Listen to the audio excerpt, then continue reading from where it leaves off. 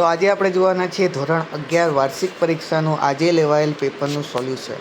વિભાગ એથી સ્ટાર્ટ કરીએ. પહેલો પ્રશ્ન છે કે નીચેનામાંથી અવાસ્તવિક મિલકત કઈ છે? તો ડિવેન્ચર વટાવ. બીજો પ્રશ્ન આપેલો છે કે રોયલ્ટીનું ખાતું એ કયા પ્રકારનું ખાતું છે? તો માલ મિલકત ખાતું આવશે. ત્રીજો પ્રશ્ન છે કે રાજ્ય કેન્દ્રશાસિત પ્રદેશ બહાર કરવામાં આવતી પૂર્તિના વ્યવહારો માટે શું લાગુ પડશે? તો IGST લાગુ પડશે. ત્રીજો પ્રશ્ન છે કે કોઈ દેવાદાર પાસેથી રકમ ન મળે અને નાદાર જાહેર થાય તો કયા ખાતે ઉધાર કરવામાં આવે? તો ગાલખાત ખાતે. પાંચમો પ્રશ્ન છે એકના બદલે બીજું ખાતું સાચી રકમથી સાચી બાજુએ નોંધાય તો તે ભૂલને સિદ્ધાંતની ભૂલ કહેવામાં આવે. છઠ્ઠો પ્રશ્ન આંતરરાષ્ટ્રીય હિસાબી ધોરણની સમિતિની IASCની સ્થાપના કયા વર્ષમાં થઈ? તો 1973. હવાલા મેળ કયા નામથી ઓળખવામાં આવે? તો અચળ મેળથી. આઠમો પ્રશ્ન એક નોંધી હિસાબી પદ્ધતિ કોણ ઉપયોગ કરે છે? તો પરચુરણ ધંધો કરનાર. હાર્ડવેરમાં કોનો સમાવેશ થતો નથી? તો ટેલીનો સમાવેશ. ત્યારબાદ 10મો પ્રશ્ન માલિક ધંધામાંથી રોકડ ઉપાડે ત્યારે મૂડી ઘટે મિલકત ઘટે. 11મો પ્રશ્ન જ્યારે ઉધાર ખરીદેલ માલ નમૂના પ્રમાણે ન હોય ત્યારે માલ પરત કરતાં કયું વાઉચર બનાવવામાં આવે છે? તો ઉધાર ચિઠ્ઠી બનાવવામાં આવે. રોકડ મેળવના કેટલા પ્રકાર? 3 પ્રકાર. 13મો પ્રશ્ન જોઈએ નીચેનામાંથી કયો કાચા સરવૈયાનો એક મુખ્ય હેતુ છે? તો ગાણિતિક ભૂલો. 14મો પ્રશ્ન બેંકમાં વટાવેલ લેણી હુંડી નકરાયાની નોંધ રોકડ મેળમાં થયેલ ન હોય તો પાસબુકમાં સરખામણીના રોકડ મેળ મુજબ બેંક સિલક ખાલી જગ્યા હશે. તો B પાસબુક અને રોકડ મેળ સરખી. 15મો પ્રશ્ન ખાલી જગ્યા દ્વારા પેઢીનું સાતત્ય અનુમાન અને દૂરદર્શિતા અમલ કરી શકાય છે? તો જોગવાઈનું. 16મો પ્રશ્ન જો ઘસારાની પદ્ધતિને સ્ટોક મૂલ્યાંકનની પદ્ધતિ બદલાય તો તે કઈ ધારણા સાથે સંબંધ ધરાવે છે? તો એક સૂત્રતાની ધારણા. ત્યારબાદ જોગવાઈના 4 ઉદાહરણ તો ઘસારાની જોગવાઈ, ગાલખાતની જોગવાઈ, કરવેરાની જોગવાઈ અને સમારકામની જોગવાઈ. 18મો પ્રશ્ન પાકલ સરવૈયાના 2 અંગો મૂડી દેવા અને મિલકત લેણા. બરોબર, બંને બાજુ આપણે યાદ રાખવાની. NEFT અને RTGSનું ફૂલ ફોર્મ આ તમારે BAમાં પણ પૂછાઈ શકે છે. બરોબર, એટલે યાદ કરી લેજો. નેશનલ ઇલેક્ટ્રોનિક ફંડ અને RTGSનું real time gross settlement. Server ખાતું એટલે તો બંને બાજુનો સરવાળો આપણે સર્વર થઈ જાય અને સર્વર ખાતું શોર્ટમાં તમને બતાવી દઉં છું. ત્યારબાદ 21મો પ્રશ્ન ધંધાનો માલિક ધંધામાંથી 3000નો માલ લઈ જાય. આ રકમ કયા ખાતે ઉધાર કરવામાં આવશે? કયા હિસાબી અનુસાર? ધંધાનો માલિક ધંધામાંથી કંઈ પણ લઈ જાય અને આપણે કહેવાય છે ઉપાડ. તો ઉપાડ ખાતે આપણે ઉધાર કરીશું. એ કયા ખ્યાલ મુજબ? તો ધંધાકીય એકમના ખ્યાલ મુજબ. ત્યારબાદ દેશી નામા પદ્ધતિમાં મિતિને શું કહેવામાં આવે? મિતિ યાની તિથિ એટલે તારીખ યાદ રાખવાનું. બરાબર, એક નોંધી નામા પદ્ધતિના 2 મર્યાદા એ તમને સોલ્યુશનનો વિડીયો મૂક્યો છે, એમાં તમને આ ક્વેશ્ચનનો આન્સર મળી જશે. બરાબર, મોટો આન્સર છે થોડો, એટલે આમાં નથી લેતા આપણે. 24મો પ્રશ્ન વિન્ડોઝ 7 એ કયા પ્રકારનું સોફ્ટવેર છે? તો સિસ્ટમ સોફ્ટવેર. વિભાગ C. 25મો પ્રશ્ન પહેલી આમનોંધ આવશે યંત્ર ખાતે ઉધાર 55,000 તે બેંક ખાતે 55,000. બરાબર. બીજી આમનોંધ 2000નો માલ નમૂના તરીકે વેચ્યો તો જાહેરાત ખર્ચ ખાતે ઉધાર તે ખરીદ ખાતે જમા. ત્રીજી આમનોંધ રોકડ ખાતે ઉધાર 2000, ગાલખાત ખાતે ઉધાર 2000 તે વેદ ખાતે 4000 રૂપિયા. 26મો પ્રશ્ન પહેલી આમનોંધ આવશે રોકડ ખાતે ઉધાર તે મૂડી ખાતે જમા. બીજી આમનોંધ આવશે ખરીદ ખાતે ઉધાર તે રમેશ ખાતે જમા. ત્રીજી આમનોંધ આવશે રમેશ ખાતે ઉધાર તે ખરીદ પરત ખાતે જમા. રકમ જે આપેલી છે એ જ આવશે. બરાબર. ચોથી આમનોંધ આવશે રમેશ ખાતે ઉધાર કેમ કે રમેશ ને પૈસા લેનાર છે, લેનાર ખાતે ઉધાર તે રોકડ ખાતે જમા કેમ કે આપણે એની પતાવટ કરી અને પૈસા 500 રૂપિયા હતા એ આપણે એને પાછા આપી દીધા. 27મો પ્રશ્ન આપણે ખરીદ નોંધ બનાવવાની છે. ખરીદ નોંધમાં જુઓ 4 તારીખની એન્ટ્રી થશે. બરાબર. 10% વટાવ છે એટલે એ માઇનસ કરીશું તો 18,000 આવશે. 8 તારીખ છે એના પર 10% છે એ પણ માઇનસ કરીશું તો 7,200 આવશે. 15 તારીખની નોંધ નહીં થાય કેમ કે એ ફર્નિચર છે, જ્યારે ફર્નિચર એ ખાસ આમનોંધમાં આપણે નોંધ કરીશું મિલકતની, એટલે 15 તારીખની એન્ટ્રી નહીં થાય. 20 તારીખની એન્ટ્રી થશે. બરાબર. જો શું લખ્યું છે 12,000નો માલ સુનીલે 20% વેપારી વટાવે આપણને વેચ્યો. જો અહીંયા વર્ડ રાખજો, ધ્યાન રાખો. ઘણા લોકો શું કરે છે વેચ્યો મતલબ આની એન્ટ્રી નથી કરતા, પણ આપણને વેચ્યો. આપણને ક્યારે વેચ્યો હોય? જ્યારે આપણે માલ ખરીદ્યો હોય. બરાબર, એટલે આપણે એન્ટ્રી કરવાની. 10% માઇનસ કરશું એટલે 10,800 જવાબ આવશે. એટલે 3 એન્ટ્રી થશે 4 તારીખ, 8 તારીખ અને 20 તારીખની. ત્યારબાદ 28 તારીખ આમનોંધ છે લેણી ઊંડી ખાતે ઉધાર, તે મુકેશ ખાતે જમા. બીજી આમનોંધ થશે વિનોદ ખાતે ઉધાર, તે દેવી ઊંડી ખાતે જમા.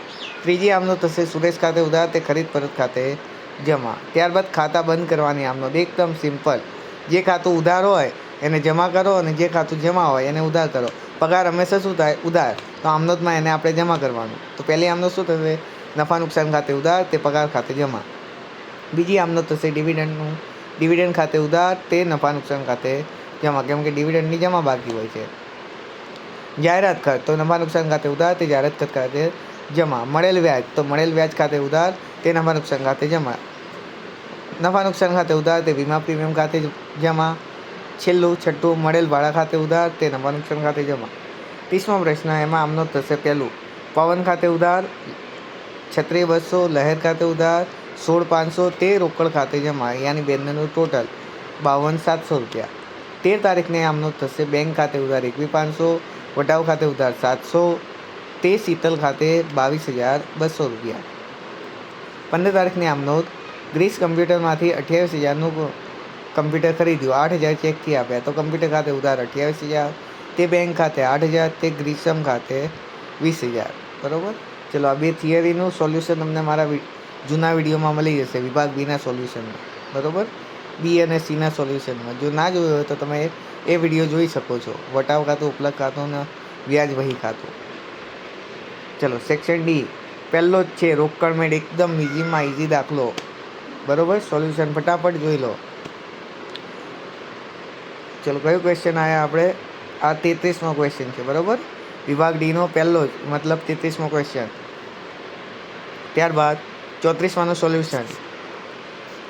અહીંયા ઘણા લોકોને આ ભૂલ હશે, દેવાદાર વટાવ અનામત અને લેણદાર વટાવ અનામત. દેવાદાર વટાવ અનામત એ જમા બાકી આવે અને દેવાદાર વટાવ અનામત એ ઉધાર બાકી આવે. એટલે ટોટલ 64,200 બંને બાજુ આવી જશે. બરાબર. ચલો, ત્યારબાદ 35મો સવાલ આમનોંધ આપેલી છે, ફટાફટ જોઈ લો એનું સોલ્યુશન. સ્ક્રીનશોટ પાડી લો અથવા તો તમારે. ત્યારબાદ 36મો ભૂલ સુધારણા આપેલી છે. બરાબર. ત્યારબાદ 37મો બંનેના ચોપડે આપણે આમનોંધ લખવાની હતી, મનન અને ચમન. લેણી ઊંડી અને દેવી ઊંડીના રિલેટેડ હતી. એકદમ ઇઝીમાં ઇઝી દાખલો. 38મો વિભાગ ઈનો, એકદમ ઇઝી. અસાઇનમેન્ટના આ વખતે પહેલા ક્વેશ્ચન જ પૂછ્યા છે. એકી સંખ્યા લીધી છે. જો તમે અસાઇનમેન્ટમાં તમે નોટિસ કર્યું હોય તો 1, 3, 5, 7, 13, 17 એવા દાખલા આપણને પૂછવામાં આવ્યા છે બધા જ વિભાગમાં. ચલો, 38મો પ્રશ્ન પહેલું છે ખરીદ નોંધ. એમાં 1 અને 12ની એન્ટ્રી થશે, 1 તારીખ 12 તારીખ. ત્યારબાદ વેચાણ નોંધમાં 7 તારીખ અને 17 તારીખની એન્ટ્રી થશે. ખરીદ પરતમાં 9 તારીખ અને 20 તારીખની એન્ટ્રી થશે. વેચાણ પરતમાં 9 તારીખ અને 20 તારીખની એન્ટ્રી થશે. ત્યારબાદ 39 બેંક સિલક મેળ, આ પણ એકદમ ઇઝી. ચલો, સ્ક્રીનશોટ પાડી લો, તમારે સોલ્યુશન જોઈ લો. ત્યારબાદ 40મો ઘટતી જતી બાકીની પદ્ધતિ આધારે આપણે યુસુફવાળો દાખલો કીધો છે, લગભગ યુસુફવાળો જ છે. ઘટતી જતી બાકીની પદ્ધતિએ ઘસારાની ગણતરી કરો, આમનોંધ લખો અને યંત્ર ખાતું ઘસારા ખાતું યાદ કરો. ચલો, એની આમનોંધ તો 3 આમનોંધ તો સેમ જ છે અને બીજી અને ત્રીજી આમનોંધ હંમેશા રિપીટ થશે. બરાબર. ચલો, આમનોંધ જોઈ લો. ત્યારબાદ યંત્ર ખાતું એનું અને એના પછી ઘસારા ખાતું. ચલો, ત્યારબાદ દાખલા નંબર 41 આવક જાવક ખાતું આપણને કીધું છે. ચલો, એનો પણ સ્ક્રીનશોટ પાડી લો. દાખલા નંબર 41. ચલો, નેક્સ્ટ એના પછી ખાસ મહત્ત્વનો પોઈન્ટ આવે છે વિભાગ એફ. વિભાગ એફનો વાર્ષિક હિસાબનો દાખલો, આરકે લિમિટેડ. એકદમ ઇઝીમાં ઇઝી દાખલો પૂછ્યો છે, કેમ કે આમાં તો માત્ર 2 જ ખાતા બનાવવાના હતા, નફા નુકસાન ખાતું અને પાકું સરવૈયું. કાચો નફો ઓલરેડી આપેલો છે, એટલે ઘણા લોકોને જો લાઇટ થઈ હોય તો એમને ડાયરેક્ટ નફા નુકસાન ખાતું અને પાકું સરવૈયું જ બનાવ્યું હશે. પણ ઘણા એવા હશે જેમને વેપાર ખાતું બનાવ્યું હશે, પરંતુ આમાં ડાયરેક્ટ કાચો નફો આપ્યો છે એટલે વેપાર ખાતું બનાવવાની જરૂર છે નહીં. બરાબર. ચલો, એનું પણ સોલ્યુશન જોઈ લો તમે. નફા નુકસાન ખાતાનું ચોખ્ખો નફો આપણને મળશે 1,37,850 રૂપિયા. એ નફો આપણે લઈ જઈશું પાકા સરવૈયામાં. બરાબર. મૂડી દેવા અને મિલકત લેણા બાજુ. ચલો 2 વસ્તુ બનાવીશું. ચોખ્ખોનો પાવડર આપણે પ્લસ કરીશું મૂડીમાં. મૂડી પર વ્યાજ પણ છે અને હવાલા પર તમે જોઈ લો, બરાબર. ચલો નેક્સ્ટ. તો બંને બાજુનું ટોટલ આવશે 3,97,810 રૂપિયા. એની ગણતરી જોઈ લઈએ. ચલો વિડીયો ગમ્યો હોય તો લાઈક કરી દો, શેર કરી દો તમારા મિત્રો સાથે. અને મારા વિડીયો તમારે ફાયદાકારક થતા હોય તો તમારે ખૂબ વિડીયોને શેર કરી દેવો તમારા મિત્રોને અને લાઈક કરી દેવો. રોજ રાતે આપણે 9 વાગે કે 10 વાગે લાઈવ આવીશું અને આગલા પેપરની તૈયારી કરીશું. એટલે કે નેક્સ્ટ જે પેપર હોય એ પેપરનું સોલ્યુશનની તૈયારી આપણે કરીશું. એટલે રોજ રાતે 9 વાગે કે 10 વાગે બરાબર લાઈવમાં તમારે જોડાઈ જવું.